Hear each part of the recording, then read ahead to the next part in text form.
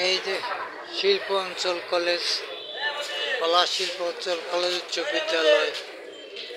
এই শিল্প অঞ্চল কলেজের নাম রাখার একটা কারণ এটা হইলো এখানে অনেক জুট মিল ছিল। এই জুট মিলের শ্রমিকরা এক টাকা করে জমায়ে একটা টিনের ঘর তৈরি করছিল। কিছু সংখ্যক ছাত্র নিয়ে এই কলেজটা তৈরি করে। বর্তমানে এখন এটা সরকারি কলেজে রূপান্তরিত হয়েছে।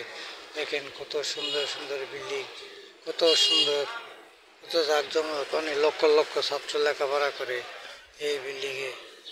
দেখছেন কত সুন্দর।